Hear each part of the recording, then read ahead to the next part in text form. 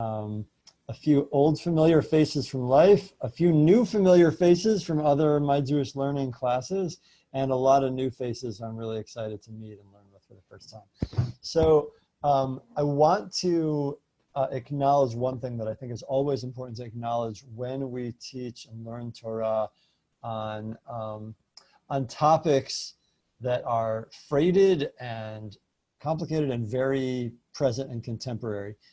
We want to do our learning in a way that simultaneously recognizes the eternality of the texts that we're engaging. If we want to learn just the contemporary, immediate relevance and application of the topic at hand, there are other bodies of literature that would be higher priorities maybe than some of the Torah texts. What we get from Torah learning is a sense of mythic significance, of theological heft, of eternality. And what that means is that regardless of the news cycle, these texts are urgent and always timely. And also, if we operate just in that space, that sometimes leads to a way of treating Torah as like an oasis rather than as a laboratory, and as something that cuts us off from the real world of real people with real pain. So when we talk about immigration, I just want us to be grounded in the urgent necessity of this. Behind these texts that speak in abstract ways, we're living in a reality where we have possibly the greatest international refugee crisis in global history in terms of the numbers of displaced persons, including in this country with huge numbers of people suffering terrible privation and pandemic vulnerability in concentration camps, internment camps, refugee camps, what have you, and around the world as well. So I want to make sure that we understand that what we learn does have relevance. We're not in a community organizing setting, but our Torah is Torah Chaim. It is a living Torah that is meant to goad us and challenge us to live responsible lives in this world. And that might play out differently depending on our personal theological relationships with Torah. But either way, this is meant to be a living literature. I want to just say that's a frame where we are coming in. And what I'm going to do, I'm going to place the link to the document in the chat room. I've enabled the document that anybody with the link can see it. And I think it might be better than doing a lot. We might do some screen sharing, but I think it might be better actually to enable you to open the document yourself. Hopefully you're doing that. You see the link there and you can open it up, and that way we can still see some of each other's faces at the same time that we're opening up. Sometimes when there's too much screen sharing, it feels a little bit alienating. Okay. So does everybody have the document? And Julie, as more people come in, they probably won't see previous text. So if you want to just make sure that they have the link as they come in, that would be great. Yep. And if this isn't working at any point, then please say so and we'll move to screen sharing and that will be just fine. So if you'll see, the first thing on this text is a passage from this week's Parsha. Now, in certain respects, it's an unremarkable text. The Torah speaks about immigrants, about gerim all the time. It's one of the Torah's favorite topics. This week's Parsha has a, I think, particularly interesting manifestation in chapter 15 of the Book of Numbers, Bamidbar. The setting is, we've just had, the people are on the move, they're about to enter the land of Israel, and just before they go in to set up a responsible, empowered society, newly free and newly inspired by Torah, just 1 year out of slavery, they send a reconnaissance mission of one scout from each tribe to go and just reconnoiter the land and send back reports, just what can people expect when they go in from a produce perspective, from a military perspective. We're all ready to go. We just need to know what we're facing as we go in. And of course, they come back, and 10 out of the 12 go beyond their mission. And instead of just reporting, you know, there's some fortresses in this place and that. They come and say, we can't do it. They're overwhelming. We look like grasshoppers in their eyes. And so do we look in our own eyes. We can't do it. And there's an insurrection of the people saying we cannot handle freedom. God punishes them, just that it'll take 40 years for them to go into the land. They'll stay in the desert. As soon as that's over, the very first law when the Torah moves on is about sacrifices in the future, and says that, like, you know, the paradigm is going to change. And when in the future you do get into the land and you start having sacrifices, henceforth, sacrifices have to include not just animals that are familiar to nomadic peoples, but also produce from the land. That the paradigm is really going to shift. And as soon as that's over, we see these 3 verses. And when a resident alien, a ger, resides among you, or is among you, resides with you or is among you throughout all your generations forever, and makes an offering by fire of pleasing odor to Adonai, just as you do, so shall they do. The community, there shall be one law for you and for the resident alien. It shall be a law for all time throughout the generations. You and the resident alien shall be alike before Adonai. One Torah, one law shall apply to you and the resident alien who resides among you. Now, this is a theme that we see often in the Torah, emphases that whatever law is being discussed applies equally to resident aliens, to gerim. We see it in this particular context here. The first thing we learn about when we're regrouping as to imagining life now 40 years in the future is that the laws are going to be non-tribally privileged but equal to resident aliens. So let's take a step back and just note, if you scroll a little bit down, I've given a little bit of a definition there. A lot of words are used in translations to translate ger, sometimes alien, sometimes immigrant, sometimes sojourner, stranger, and in later texts, translations of rabbinic texts, it's the word for convert. In the biblical, there's no conversion yet. Conversion hasn't been invented yet in the biblical context. So we'll get to that a little more next week.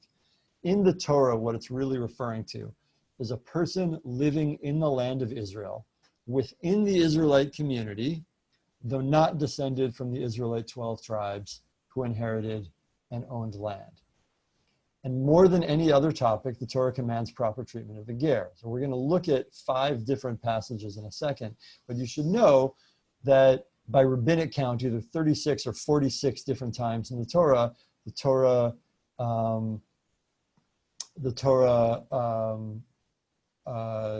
commands in different contexts, command for just and right and equal treatment between citizens and gerim. Before we go into that, I want to open just a couple of minutes of brainstorming. Let's tell a story. Trying to imagine that the land of Israel and Israelite society imagined in the Torah isn't a utopian fantasy land, but is real world, real life. Why would there be people in the land of Israel who aren't from the 12 tribes? Somebody want to tell a story about who might be there and why?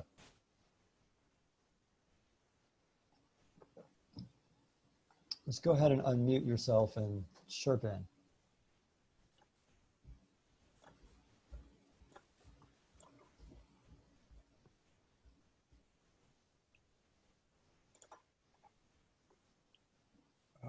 Weren't there people in the land of Israel before the Israelites arrived there? Couldn't they have been the native?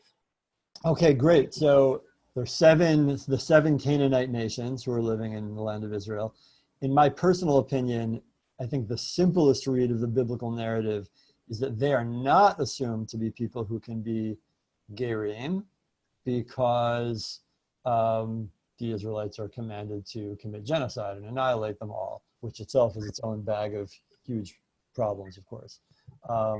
Although in rabbinic interpretation, I think it does open the possibility that maybe before that genocide was only committed against Canaanite nation, people in the Canaanite nations who refused to observe basic laws of civilization, like participating in a justice system and not tearing limbs off live animals and not murdering and so forth. So that in the rabbinic imagination is definitely one possibility.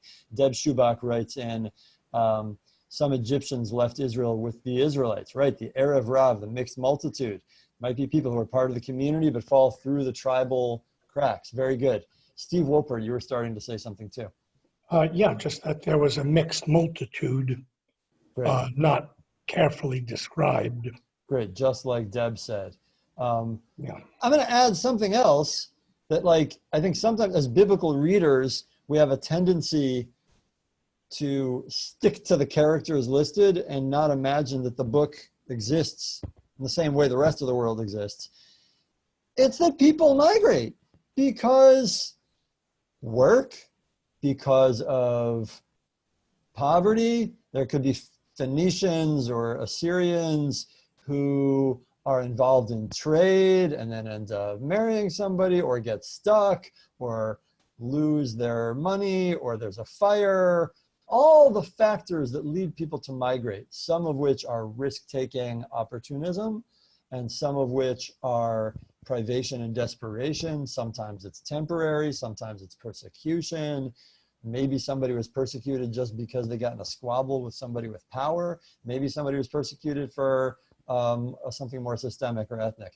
People move, and the land of Israel is a passageway thoroughfare, and the Jordan River is right there. So people who are on the move are going to stick to that land. There are, of course, going to be people passing through the land, and it's important to recognize that the Torah, when it talks so frequently about gerim, about aliens, about immigrants, about non-Israelites there, the Torah never assumes an entirely Israelite society. I just want us to make sure we have that clear. The Torah does not assume a Gentile-free Israelite society. And the Torah is very nervous that because it's set up a system of economic equity based on a tribal system, therefore that's going to leave certain categories of people very vulnerable. Gerim, people who aren't members of tribes, as well as widows who had kind of left the tribe because it's patriarchal. They left the tribe they came from, but they now might be disowned by the tribe they married into. Orphans. There are categories of people who are going to be vulnerable, and that's the Torah's nervousness. So what we're going to do now is we're going to now look at 5 passages, and I'll do a little bit of screen sharing for this, 5 passages in which the Torah speaks in general language about the importance of the care for gerim. There are many passages, including the one with which we opened from this week's Parsha, that speak about equal application of the law for gerim, about a particular law or another. In our case, that obligations and access for the sacrificial cults apply equally to citizens and gerim. Next week, we'll look at some more of those specific laws. But when the Torah speaks generally, that helps us give a sense of a story worth telling. So I'm excited to do that. And apparently some people have been requesting we do some screen sharing, so we will. Okay, so 5 passages in the Torah speak in general terms about the responsibility toward gerim. After each text, I want us to respond to these 2 questions. What specific experience during our time in Egypt is the Torah referring to, and why does that experience require us to protect and love the ger? All right, so text number 1, Shmot, Exodus, chapter 22. Just to locate this, to remind us, the 10 Commandments, the scene of Revelation is Exodus chapter 20. Right after that, chapter 21 is the beginning of the content post 10 Commandments, the civil law. And so very quickly, boom, like very quickly into the civil law, the Torah takes a pause and an aerial view to remind us about who's applied, to whom these laws apply. The Torah says, a ger you shall not wrong, and do not oppress them, for you were gerim in the land of Egypt. You shall not afflict any widow or orphan. The language is complicated. The word that I translated here as wrong is toneh in the Hebrew. And sometimes that word is used with an economic sense, such as duping someone into a bad deal. And sometimes it has a verbal sense, like taunting, mocking, using verbal harassment to make somebody feel small or disadvantaged. So the word has both of those implications within it. A ger, you shall not wrong, and do not oppress them. For you were gerim in the land of Egypt. I want to open that up to a question. When were we gerim in the land of Egypt? And why does that, what's the moral logic of the fact that we were gerim, meaning we can't wrong other gerim? The first question might seem obvious, but it's actually not. When were we gerim in the land of Egypt? What does that mean? Ashlyn chats, we were slaves in bondage. Gerim means it's referring to the experience of slavery. Yeah, a lot of people read it that way, including some of the medieval commentaries. We're going to unpack that, what the implications would be for that. Molly says something different. When Yaakov came down, those are two very different experiences. So Ashlyn says we were gerim during slavery. Molly says we were when the family first arrived in Egypt. Julie says widows and orphans may be children of, that Susan said widows and orphans may be children of Jewish fathers. Great, so let's actually play out what's at stake between Ashlyn and Molly's different interpretations. For Ashlyn, do you want to speak up a little bit? Unmute yourself. So let's say ger means slavery. Okay.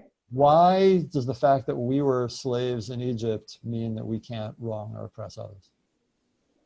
Because to me, it's, you know what that feels like, and you wouldn't want to perpetrate that on somebody else. That's how I've always kind of. Great, thank you. You know better. Did anybody else who had a similar reading to Ashlyn want to add anything to Ashlyn's explanation?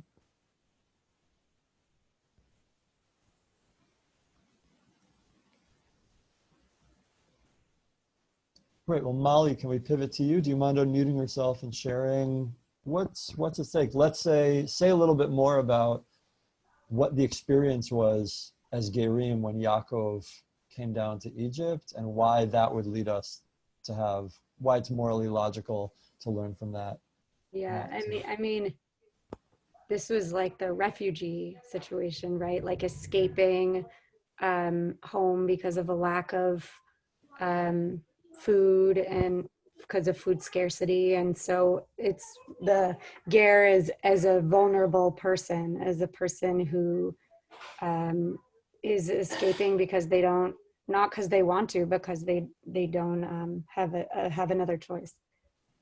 Thank you. Okay, so we have two kind of emotional affects that we might be being called to tap into. Ashlyn suggesting, because this is our main experience in Egypt, tap into the feeling of oppression and don't transfer that over to somebody else who know better. Molly's saying it's tapping into the feeling of vulnerability and fear, arriving in Egypt not knowing what's going to happen.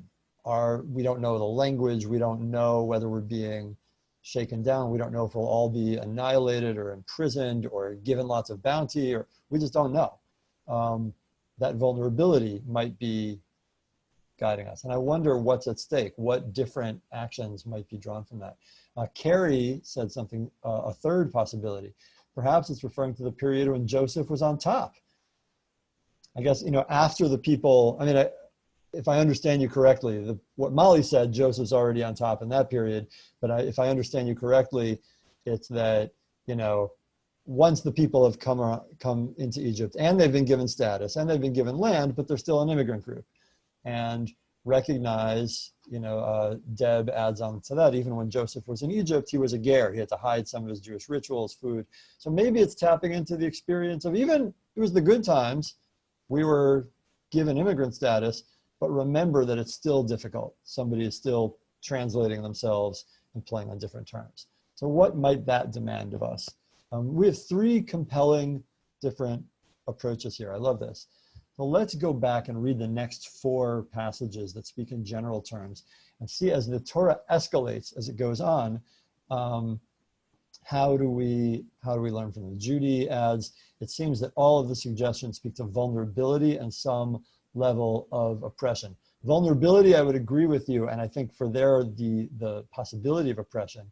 But Carrie's third response, I think, is an oppression. During those were bountiful times. The Israelites were given status, given land, and their most famous leader was the finance minister. They were in really good shape and not being oppressed at that time. And yet there might have still been fear. What's going on in the story of immigrants who have to make an adjustment. And you know, Yaakov's family coming down, there wasn't oppression yet. It turns out they were given food and bounty, but a lot of that fear. But the vulnerability, I think, is key. Okay, so I'm going to share screen and let's move forward a little bit.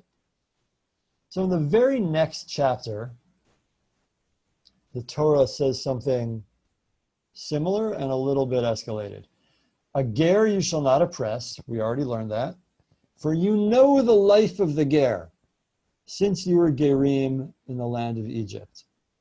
Now here, in the same literary unit, the Torah has done something a little bit uncharacteristic of repeating itself, but repeating itself in order to add one more element. And I think Ashlyn anticipated this by saying, in case you didn't understand the moral logic of don't wrong the ger for you were gerim, the way to fill that in is you know that life. Tap into the experience of empathy.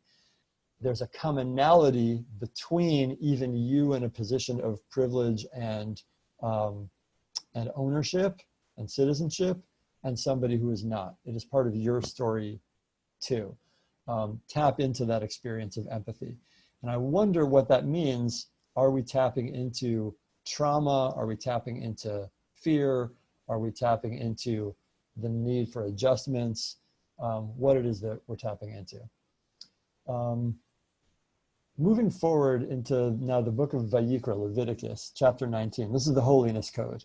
So something fascinating has happened. The beginning of this chapter, toward the beginning of the chapter, God says, you know, at the beginning, Kedoshim Tihiyu, you should be holy, for I, Adonai, your God, am holy. Gives a bunch of, and there's a whole bunch of different mitzvot. Actually, a lot of them are sort of restatements of the Ten Commandments and many other moral laws and ritual laws all interspersed. And toward the beginning, the Torah famously says, you shall love your neighbor as yourself, V'ahavta l'reacha kamocha, which seems to imply people within your community, within your body politic. Now, about 15, 18 verses later, the chapter unpacks and says, should a ger reside with you in your land, do not wrong them, as we already learned twice before in the book of Exodus. Just like one of your citizens shall the ger be with you, and you shall love them as yourself. For you are gerim in the land of Egypt. I am Adonai your God. Now that's a very interesting escalation. We already knew we're commanded to do no harm to gerim. We already know that we're not allowed to put up concentration camps on the border and depriving water, to put it bluntly. You know, we're not allowed to cheat gerim. We're not allowed to discriminate against gerim in legal proceedings. But verse 34 is a fascinating escalation. Just like one of your citizens shall the ger be with you. There should be no distinction, and you shall love them as yourself, for you are gerim in the land of Egypt.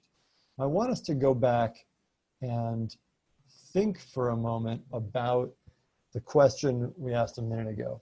Ashlyn, Molly, and Carrie offered 3 different interpretations of what the Torah might be meaning when it says, you are gerim, remember your own experience as gerim. Is it slavery? Is it the vulnerable and unknowing arrival in Egypt? Was it the settled immigrant experience after that? Does any of those interpretations become stronger or more difficult in line of Leviticus's commandment to love the ger as yourself? Does the experience of empathy, of remembering your own experience as immigrant, translate more smoothly or less smoothly to love, depending on which experience we're talking about? This is not a right or wrong question. This is an analytical question, really, that does not have a right answer, but I'm curious how people are thinking about it. Something the Torah tells us so much: remember you are this, and we have a three-way dispute about what that means.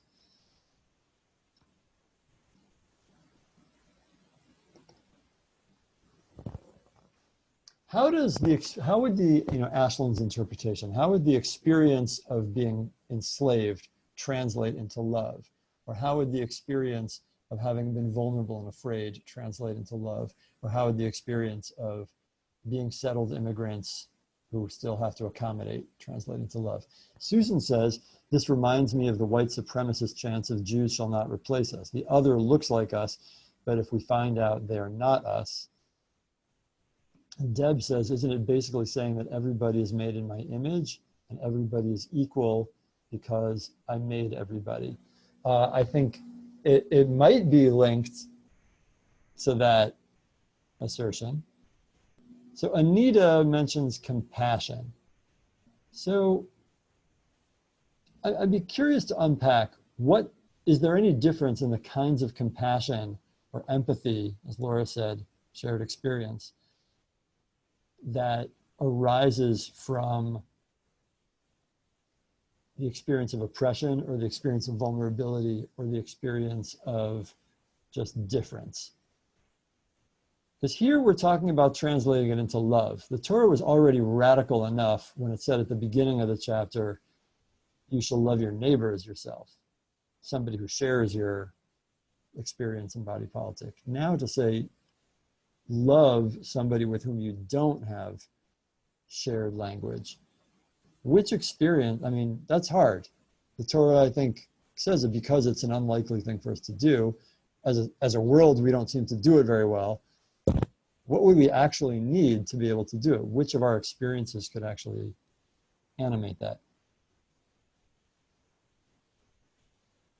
Looks like Andrea has something to say. Go for it. Hi, I know you can't see me. Can you hear me? Yes. So I think that Now we can't hear you. Oh. Now we can.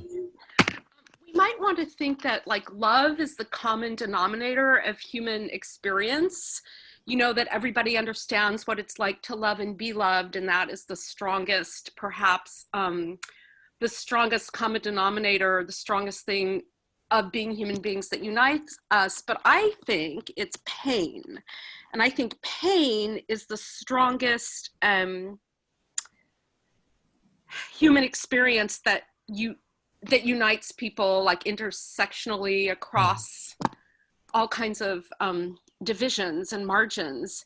And the two are quite linked. So when you really recognize and acknowledge the pain, our pain as Jews and our pain of slavery and our pain of being oppressed, that, I think that more than love is the bridge to connect to other people. And then that, if you cross that bridge, that can lead to love.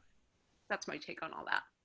So then what's the difference between in Exodus chapters 21 and 22 when it says, do not wrong the ger because you know the life of the ger, and here where it says love the ger?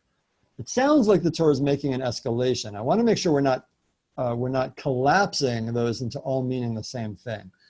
Sounds like there's an escalation and we're adding something. And I remember, when Ashland first, it sounds like you're interpreting our time as ger the way Ashland did. It's referring back to slavery. And when Ashland introduced that explanation, you said that you spoke about it in terms of a do no wrong setting. Like, we know what that's like, and tapping into that memory, even if we're now privileged, should make us not do that in the future. Is there anything in love that goes beyond that? Yeah, Eleanor, I see a hand up. Yeah, I think that's also each of these sections is moving further and further away from the actual slavery. So we need, and as we're now going into different societal norms, if you will, we need to be reminded perhaps of what we actually went through and be reminded of how this needs to be translated into our daily actions. So as we go, correct me, I might be misreading you or overreading you, so please correct me. Is it that as we move farther and farther away from all of the experiences of Egypt, we're more and more likely to forget any of the experience and the empathy that's drawn from that? And therefore, as we move farther away, the Torah has to start shouting louder just to bring us back up to ground. So in other words, the do no wrong of Exodus 21 and the show love of Vayikra chapter 19 mean the same. The only reason for the escalation is because by the book of Vayikra, we're likely to be worse people and more callous people. And so the Torah has to overstate it in order to get us back to kind of do no wrong basis. Is that right? That's pretty much what I was thinking. Thank you. That's a fascinating read. I think what it has going for it is that a dark, but I think unfortunately, true reflection of a lot of human experience, that as we get further and further from hard times, we become more calloused to that memory. Ashlyn says, it's almost like when you hurt the other, you hurt yourself, whether that's understood or not. So Vayikra, it's not that it's an escalation of doing more, it's that it's an escalation of interpretation and understanding our own selves, going deeper into the meaning of our empathy. Emmy says, I think it's saying that we all have bits of us that are ger, or that estrange us or marginalize us, understanding that we were strangers once, but more importantly, that we are all still strangers in unique ways, serves to make the distinction between us and the ger fuzzier and less black and white. Right, so let's go back. I want to look at another text that I think is going to continue the escalation, and maybe that'll help reveal something. So now we're in the book of Devarim, the book of Deuteronomy. To locate this again, at the end of the book of Bamidbar, Numbers, which is the book we are in now on the calendar. I'll get to your question in 1 second, Chana. At that point, the Israelites have passed 40 years and are about to enter into the land of Israel. Moshe is not going to go with them. He's going to die. So Moshe, who of course famously was a man who was not a man of words, gives a book-long speech that is 20% of the content of the Torah is him talking, rehashing their stories and their mitzvot. And this is in chapter 10 of that. Before we read it together, yes, Hani, go ahead. What's your question?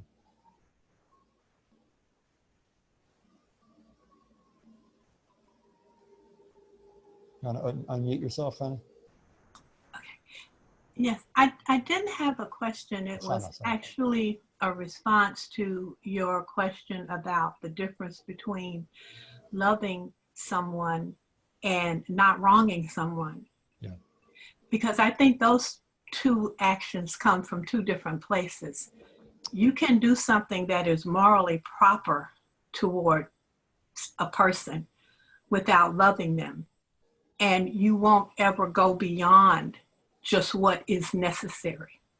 But if you love someone as you love yourself, then you're going to go out of your way to make sure that they experience the greatest comfort while they're in your midst. And so I think that's why the text escalates that way. It takes you from doing what's morally right to actually bringing that person in and loving them. I'm so glad you brought that up, Hannah. And I think that's a fascinating, really juicy and rich interpretational dispute. I'm hesitant to use that word because I know in English parlance, the word dispute, because we're a conflict averse culture, the word dispute sounds negative. In rabbinic culture, a machloket, a dispute, is actually one of the most valued, treasured, preciously guarded parts of the culture. We have a really rich machloket between Hannah and Eleanor about how to read what the Torah is doing in this escalation. I want to really hold on to both of those. Eleanor, I think, wisely observed a reality of human life, of needing more regular and louder reminders of the right thing to do the farther they get away from a negative experience. And so maybe this is just bringing us back to ground one. And Hannah is saying something different, like, no, let's really take the Torah's language on its face. It's escalating in order to move us deeper into obligations. Loving somebody has a whole lot of different elements than do no wrong, do not oppress them. There's a very, very big difference between don't oppress somebody, don't cheat them, don't enslave them, don't steal from them, don't hurt them, and actually wronging somebody. Think of all sorts of, kids in school who aren't themselves bullies and don't themselves make fun of somebody. Let's say like there's a kid who's being bullied, and there might be just a handful of bullies who really lead the pack, and there's another kid. How would you act if your kid didn't participate, but also didn't extend a hand of friendship or take any risks on behalf of the bullied kid? I think that kid would be compliant with Exodus 21 and Exodus 22. Don't wrong the ger. And the kid's saying, look, I don't like it either, but I'm just trying to watch out for myself. I would never do that. I treat everybody the same, and I don't say those mean things. I don't use those words. I don't participate in the bullying. Or is this person intervening and really enacting what it means to have a seamless social environment? So I really appreciate that, Hannah, that it sounds like there really is a difference and that we've upped the ante here. The gerim are not just expected to be people who can't be oppressed, but have to be seamlessly part of the community. So here we escalate one more time. In the Book of Devarim, chapter 10, this is the place where, to my reading, the Torah speaks most bombastically about God's godness, God's greatness of any passage in the entire Torah. And I think, I can't prove this, but I think the Torah means for us to see this as really bombastic, over-the-top language. I think some readers see this as typical of Torah, but I think that's only because our liturgy quotes this line. And so we think of it as like normal Torah language, whereas actually it's quite uncharacteristic and over the top. For Adonai your God is God of gods and Lord of lords, the great, mighty, and the awesome God. I'm going to pause there for 1 second. If you cheated and read the rest, don't reveal it. When you hear God is the God of gods, the Lord of lords, the great, mighty, and powerful God, what image comes to mind, and what do you expect to hear next? It reminds me of the Wizard of Oz. Right, the great, mighty, and powerful Oz has spoken. What image is the wizard trying to convey to the people in that moment? He is omniscient and all-powerful. Thank you. Yeah, it sounds like the Torah here is really trying to shout at us with an echo and a booming voice. I'm picturing like chariots and fire, and it's almost like a militaristic kind of God, like a fear-inducing God. What makes God so godly, the God of gods and the Lord of lords? What makes God more powerful than any other God, more Lord than any other Lord, great, mighty, and powerful? I am at this point envisioning a God who can kick the ass of any other God, as it were. I think, I can't prove this, but I think the Torah is intentionally tapping into that expectation in order then to sucker punch us with something else. Though that's speculative, that's just my interpretation. So let's see what it actually says. For Adonai, your God, is God of gods, Lord of lords, the great, mighty, and awesome God, who neither plays favorites nor takes bribes, but executes justice for the orphan and widow and loves the ger, giving them food and cloak. And you shall love the ger, for you are gerim in the land of Egypt. Now that last verse 19 is just a re-quoting of what we saw in Vayikra and Leviticus, and the for you are gerim in the land of Egypt we've now heard 3 times. Where we've escalated is, number one, to locate this into God's godliness. What makes God God, what makes God more powerful than any other God, is justice and taking responsibility for the orphan and the widow and loving the ger. And that love is here translated into positive action, not just doing no harm like in Exodus, but giving economic sustenance, economic welfare, making sure that people don't have the indignity or the privation or the sometimes the health risks of not having food and cloak, and that we have to do that as well. Dory, you just had a hand raised. Want to unmute yourself? Yes, it's me. Hi. Well, you used the word now, their dignity. I've always thought of love your others as you love yourself is a sort of generic thing. You don't have to love people, but you have to respect and honor their person.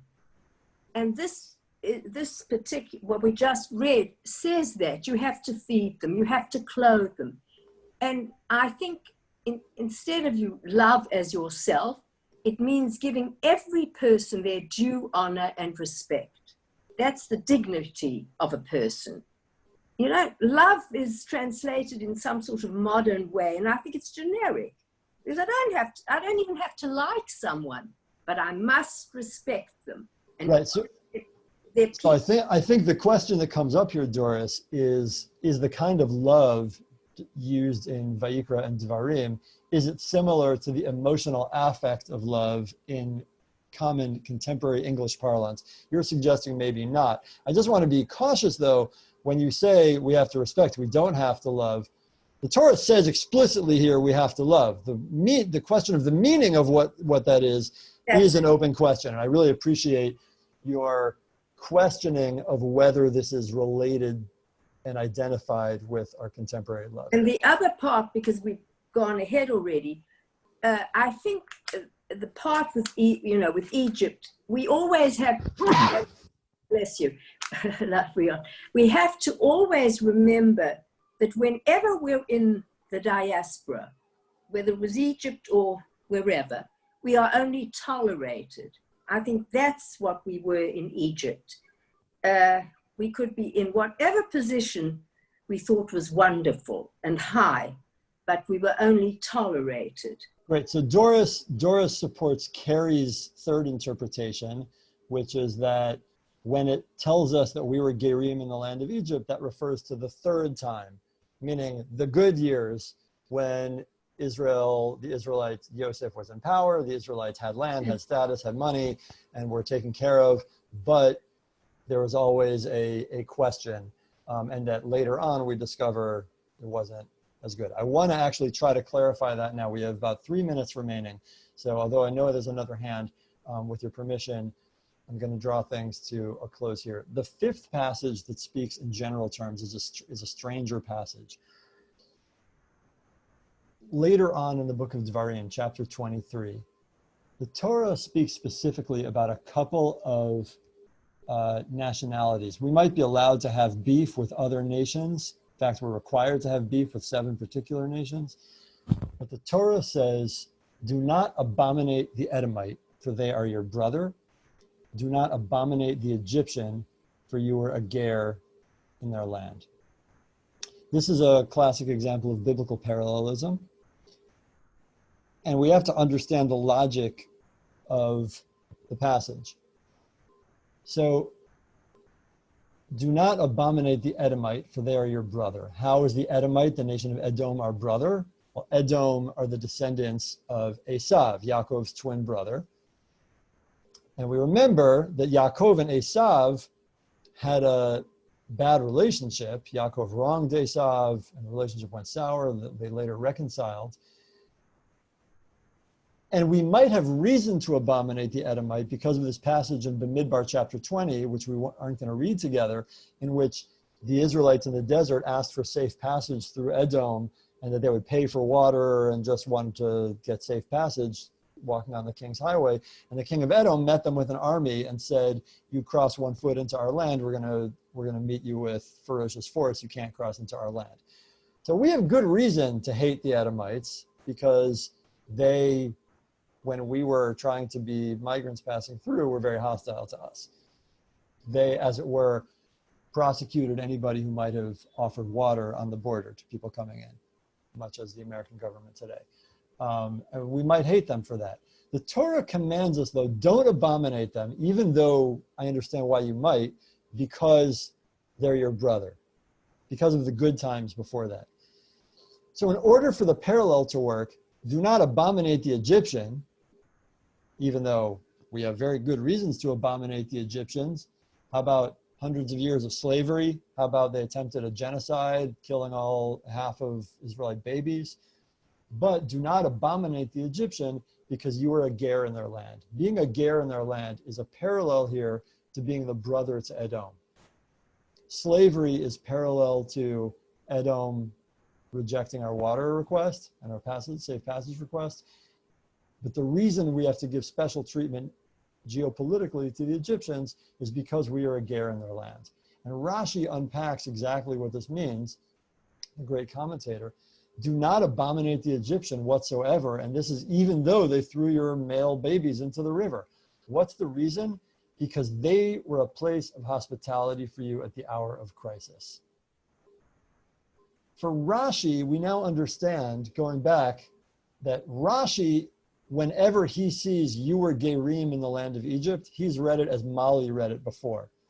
When the Torah tells us you were gerim in the land of Egypt, that's referring to the arrival and the transition into the good times. The negative experience of slavery might translate into do no harm. Ashland's reading was very strong in those Exodus passages where it tells us do not harm the Egyptian. Do not harm the ger, rather, because you were harmed before. You know what that's like. It's very hard to draw from the experience of the negative experience of persecution to translate that into affective love and intervention and action. And maybe I think some of the similarity for this is like when we as an American Jewish community think about like the Holocaust or other historical anti-Semitism, that can be an effective emotional exercise to draw us into a do no harm exercise of, you know, what it was like when the St. Louis was sent away and when people were sent to die in concentration camps. We cannot allow that kind of treatment to be done for somebody else. That doesn't necessarily make an impact on how we construct community and bonds of solidarity and power and integrated communities with each other.